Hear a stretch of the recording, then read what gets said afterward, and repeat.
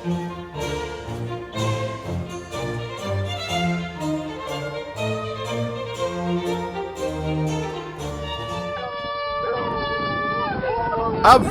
halloo! Welcome, everybody. Welcome back to the Classic English Literature Podcast, where, as you know, rhyme gets its reason. Today's episode, Venus, Venison, and Venom, the poetry of Sir Thomas Wyatt. Today, we're going to look at a proper Renaissance poet, a bona fide courtier. None of your ambiguous, medieval, early modern muckers about like old John Skelton. Oh no! This is some proper rhyming from the Henrician world. Today, kids, we're going to meet Sir Thomas Wyatt, the Elder, BT Dubs.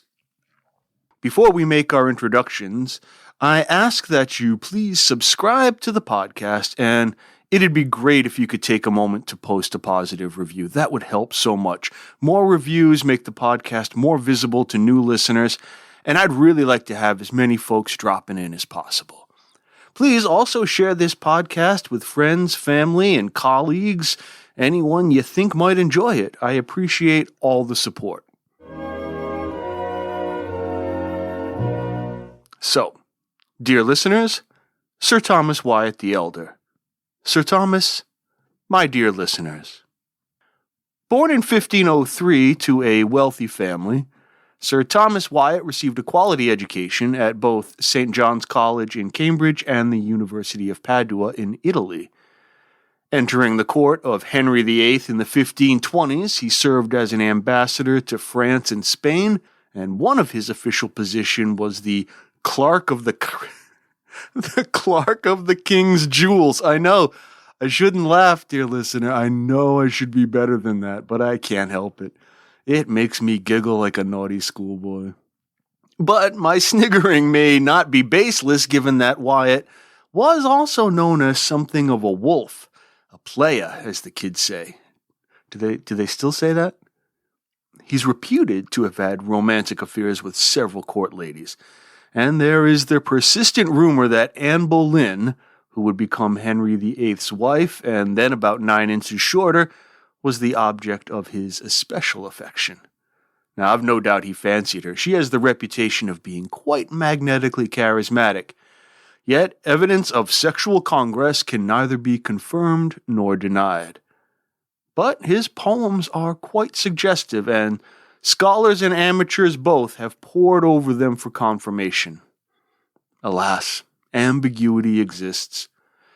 And to be sure, Wyatt was imprisoned by Henry in 1536 following Anne's rather precipitous fall from grace, but he was eventually restored to favor, only to be flung back into chokey once more on a charge of high treason. Learning curve is steep for this fella. He dies soon after his release, perhaps from some infection that he caught in the cells. So given the rather topsy-turvy and capricious nature of Henry's court and its consequences for Sir Thomas, we should not be surprised to find that his poetry, while often bitter, frequently longs for a world of stability and honesty, a life free from the duplicity and doubleness of the court. But beware, friends, for Wyatt was a creature of that court, and we must remember that his verse, even that in the first person, presents a carefully curated persona. The author and the speaker are not necessarily the same fella. Now, Wyatt's verse is significant not only because it's quite enjoyable, but also because he really establishes some of the major paradigms of English poetry, ones that will endure at least into the 19th century. He was particularly influenced by Francesco Petrarch, the 14th century Italian poet, who is sometimes credited with inaugurating what we now call the Italian Renaissance. But Wyatt found Petrarch's hendecasyllabic, 11-syllable, line ill-suited to English poetry, since it is a quantitative line and it doesn't account for English's accentual patterns. So to remedy this, Wyatt resuscitates the iambic pentameter line Chaucer introduced a century and change before, which had been quite bastardized, incidentally. It had fallen out of use, and older texts using it were misread as a 4-beat riding rhythm, I can't even imagine how awkward that sounded. Now, despite this resurrection, I should say that Wyatt was not especially concerned about the perfect regularity of his accentual syllabic style line. Smoothness was not Wyatt's jam, not in poetry anyway. He aimed for a more vibrant, vigorous, and expressive effect. In any case, the iambic pentameter line has become standard for nearly 500 years of English poetry. Let's take a look at one of his most famous poems. If you've ever sat in a college Brit Lit survey class, you've heard this one. And there's a reason for its ubiquity. It happens to be very, very good. It's written in a stanza form called rhyme royal. It's 7 lines of iambic pentameter rhyming AB, AB, BCC. Now, to provide some variation in longer narrative poems, you can group that stanza in a couple of ways. You can make it a tercet with 2 couplets, or you can make it a quatrain and a tercet. Here's Thomas Wyatt's They Flee From Me. They flee from me that sometime did me seek with naked foot stalking in my chamber. I have seen them gentle, tame, and meek that now are wild, and do not remember that sometime they put themselves in danger to take bread at my hand, and now they range, busily seeking with a continual change. Thanked be fortune, it hath been otherwise 20 times better, but once in special, in thin array, after a pleasant guise, when her loose gown from her shoulders did fall, and she caught me in her arms long and small, therewithal sweetly did me kiss, and softly said, Dear heart, how like you this? It was no dream, I lay broad waking, but all is turned through my gentleness into a strange fashion of forsaking, and I have leave to go of her goodness, and she also to use newfangledness. But since that I am so kindly served, I would fain know what she hath deserved. The poem exists in a number of manuscripts, intriguing readers with hints of its potentially autobiographical nature. For instance, who are the they of the opening line? Is it some women, all women, one woman? If it's one woman, then why the plural? Could she be royalty? Now note the tension in the opening line's construction. It's called a Petrarchan contrast. The first half of the line negates or opposes the second half. So we've got fleeing in the first half versus seeking in the second. Now, furthermore, Wyatt ties these opposites together with an assonant long E vowels. Flee, me, seek. The naked foot of line 2 is both sensual and innocent, but when tied to the verb stalking in his chamber, there's the suggestion of a hunter, right? A predator. The foot now seems secretive and its owner metaphorized as an animal. Lines 3 and 4 emphasize the changeability in the they from tame to wild, with a pun on gentle, meaning both mild and aristocratic, as in gentlemanly. But the they are fickle, and the first stanza's closing couplet, with another opposition, contrasts their former submission to their current busy seeking for something new. The rhyme of that couplet, range and change, implies both broadness and mutability. Now, stanza 2 drives Anne Boleyn fans crazy. Now, Wyatt thanks Dame Fortune, she of the ever-turning wheel, that he has had great passions in the past, quote, 20 times better, but once in special. Ho, ho, ho! One lover particularly stands out. I wonder who she is. Who could she be? She certainly seems pretty seductive, huh? Slipping off that thin, loose gown. In fact, she actively stalks, seduces him.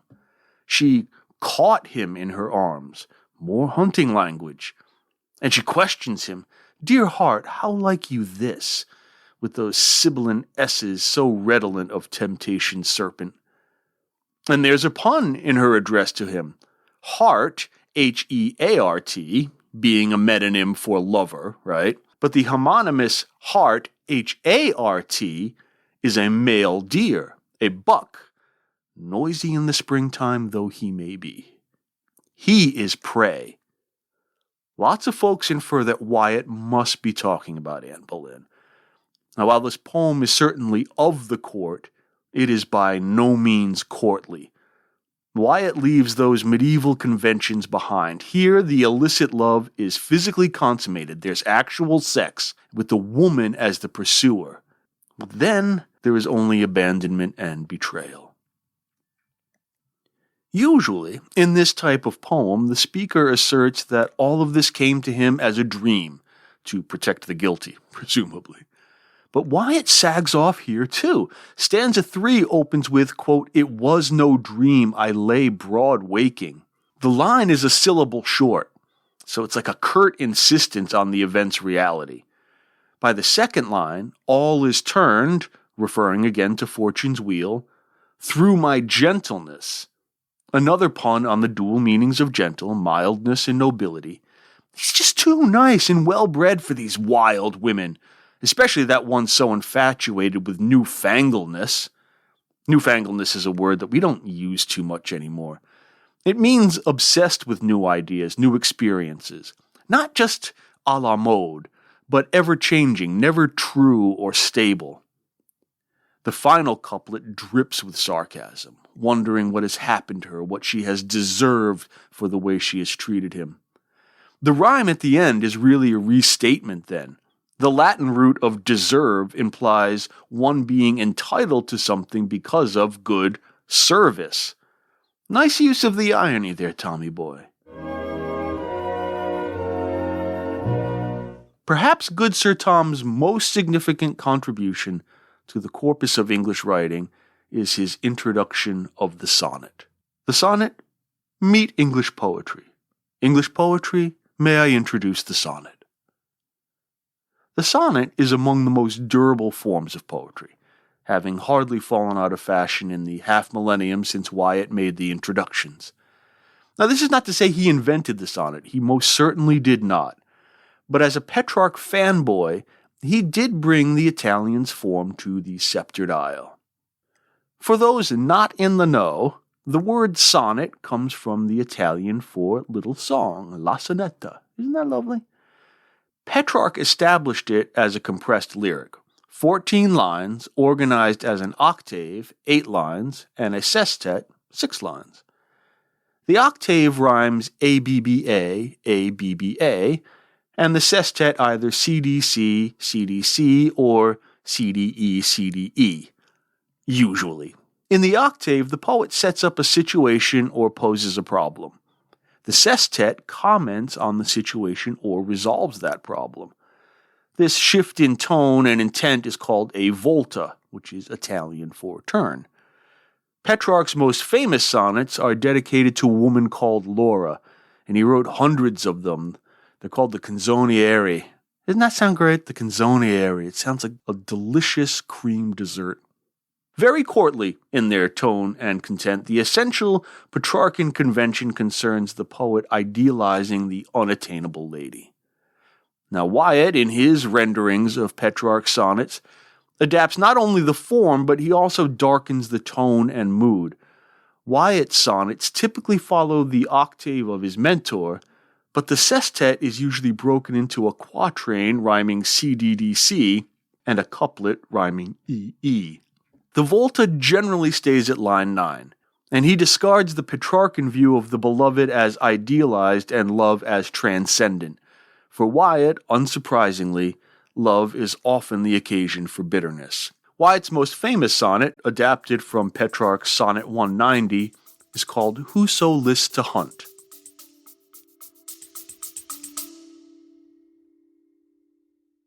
I'm Dan Heath. On the What It's Like to Be podcast, I ask folks about their jobs, like what keeps a TV meteorologist up at night. When I'm at work and there's a tornado coming into town, my husband and my kids have to get into the tornado shelter without me.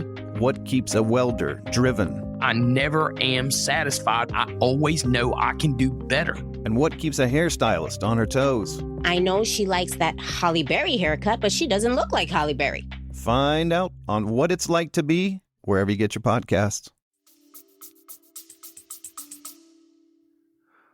Whoso list to hunt, I know where is in hind, but as for me, alas, I may no more. The vain travail hath wearied me so sore. I am of them that farthest cometh behind. Yet may I by no means my wearied mind draw from the deer, but as she fleeth afore, fainting I follow. I leave off therefore, sithens in a net I seek to hold the wind. Who list her hunt, I put him out of doubt, as well as I may spend his time in vain. And graven with diamonds in letters plain there is written, her fair neck round about, Noli me tangere, for Caesar's I am, and wild for to hold, though I seem tame. To clear up a little of the vocabulary here, list here is a verb meaning wishes or wants or desires, so whoever wants to hunt. And a hind is a female deer. Now, let's look at the situation posed in that octave. The speaker declares that whoever wishes to go hunting, he knows where there is a deer, but he can't hunt anymore. He has been wearied by the vain effort. And vain here is a self-regarding pun. The effort is both futile and motivated by vanity. Yet he remains obsessed by the thought of the deer, even if capturing her is like trying to catch the wind in a net. I love that image. That's so good. Notice how Wyatt nicely deploys alliteration to sonically link concepts and effects. The first line with its breathiness, the sighing. Lines 4 and 5, the F sound, they sound fleeting and fast, breathless. And there's a nice concluding compliment to the rhythmical subtlety of the opening line. Now, we say a sonnet in English is 14 lines of iambic pentameter, but that doesn't mean that every line has to be rigidly so. Wyatt begins his sonnet with 2 trochees, that is, a rhythm opposite to the iamb. Whereas the iamb is an unstressed syllable, followed by a stressed syllable, the trochee is a stressed followed by an unstressed. So the effect is a sense of driving down.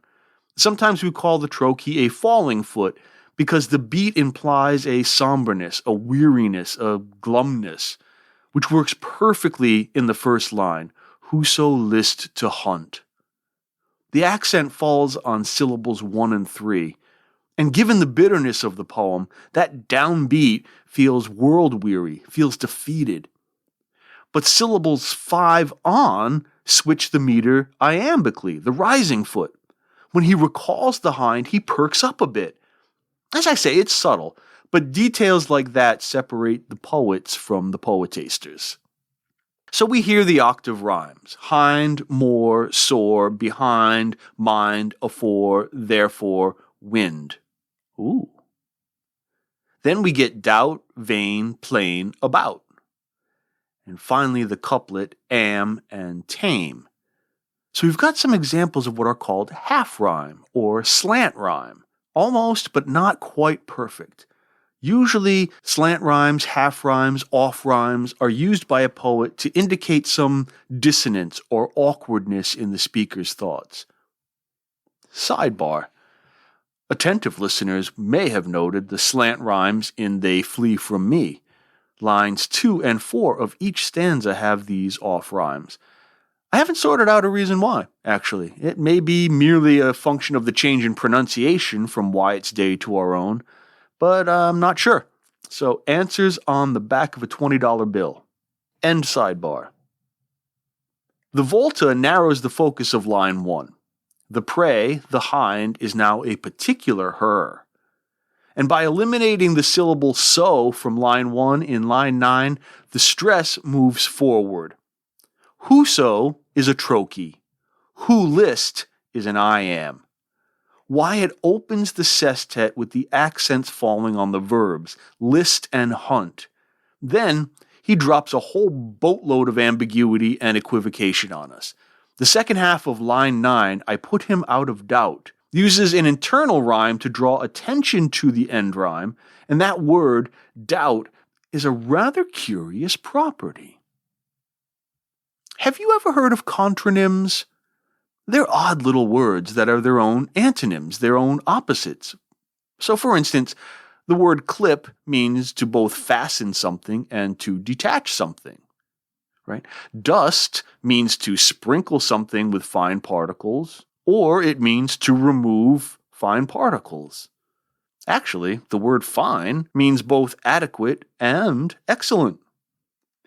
Anyway, back in the days of yore, let's say, for the sake of argument, the 16th century, doubt was a contronym, meaning both to be skeptical and to suspect. So if you say, I doubt it will rain, it could mean that you don't believe it will rain, or indeed, you do believe it will rain. Isn't language a curious thing? Now stick a pin in that for a moment. Let's look at the line that follows. Quote, as well as I may spend his time in vain. The syntax rather tangles us up. Does it mean that the prospective hunter, to whom the sonnet is addressed, like Wyatt will waste his time, or does it mean that Wyatt is deliberately wasting the hunter's time by waxing poetic about an unattainable deer?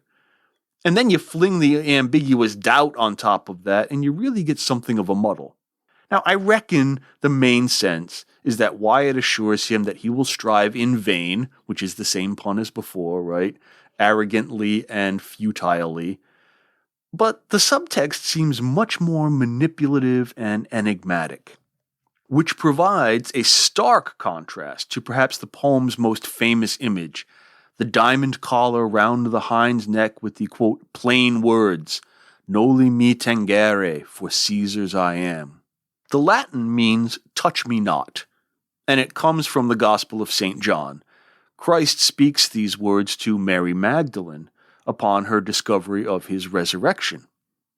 And there's also a legend from Pliny the Elder that some 300 years after Julius Caesar's death, his deer lived on with that inscription about their necks. So we've got both a sacred and a secular echo to these words. Now, who could possessive Caesar be in this poem? If you said Henry VIII, give yourself a cookie. Yes, probably Henry, the head of both the English church and the English state, sacred and secular.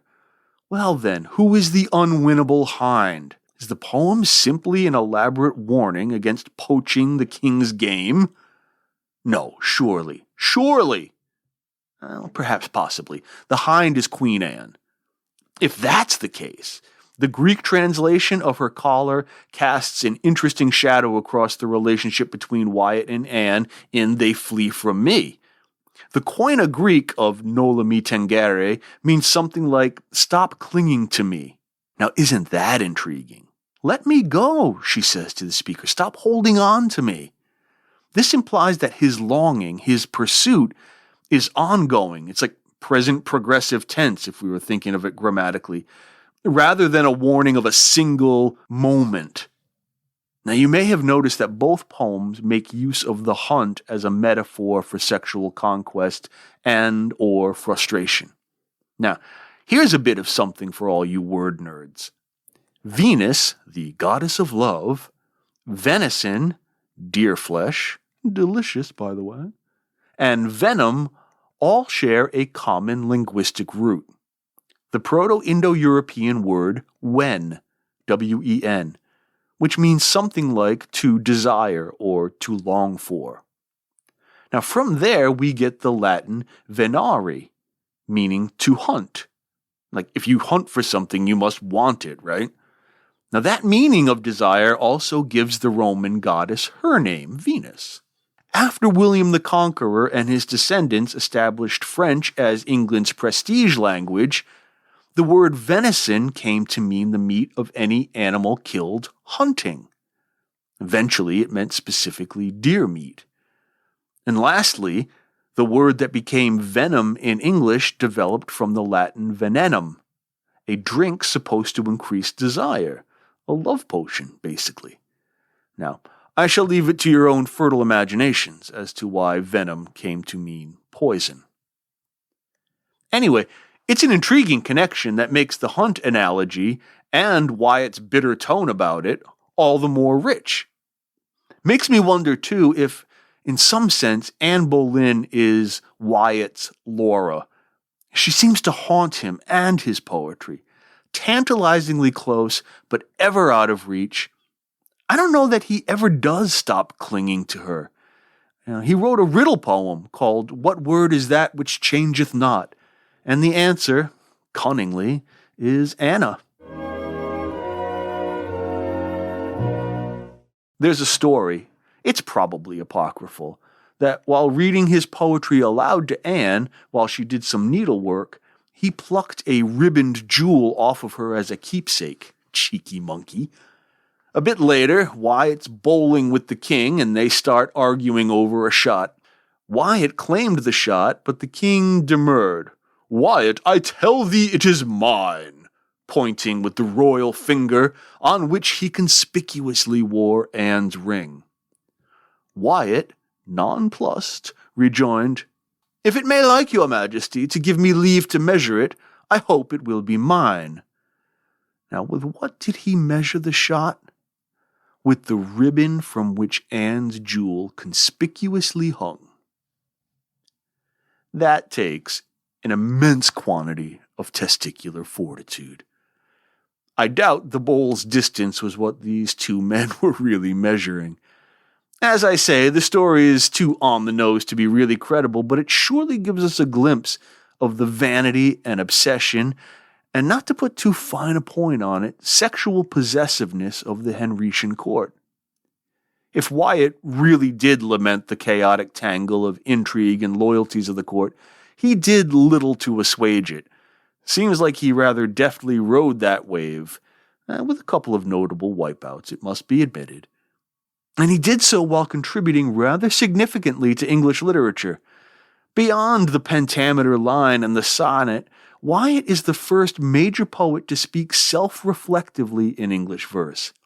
The poems we looked at today are dramatically first person, and while the persona may be a construction, the very recognition that first-person interiority is a thing, that one's personal experiences deserve contemplation and then aesthetic rendering, is a major development in the Western evolution of the self, the thinking I. Thanks for listening to the Classic English Literature Podcast. You'll hear from me soon.